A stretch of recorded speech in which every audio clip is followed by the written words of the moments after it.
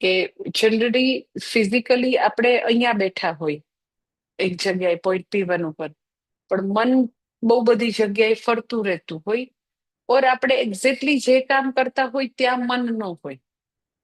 એટલે જે તમે કરતા હોય એ બધી વસ્તુ મિકેનિકલી થતી હોય.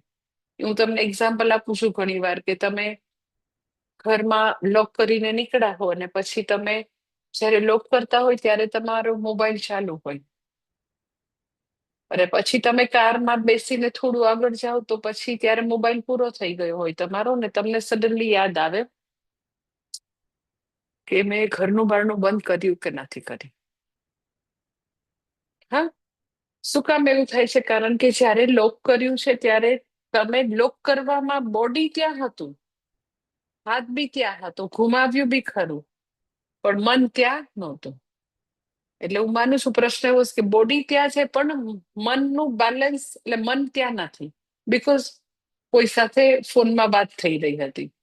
એટલે એ જે કામ કર્યું તાળું લગાવવાનું એ મિકેનિકલી થયું, મન ત્યાં ગેરહાજર હતું.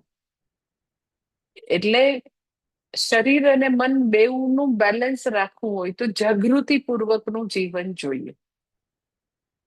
કે એક્ઝેક્ટલી તમે જ્યાં છો ત્યાં રહેવાની કોશિશ કરો. દેટ ઇઝ ઝેન બુદ્ધિઝમમાં એનું બહુ જ મહત્વ હોય છે કે તમે જ્યાં છો ત્યાં હંમેશા તમારા મનને રાખવાની કોશિશ કરો. એ વસ્તુ લાવવા માટે સૌથી કોઈ સહાયક હોય તો જપ છે. કે જેટલા વ્યક્તિ જપ કરે એટલું એટલું શરીર અને મનનું બેલેન્સ જાળવી શકે.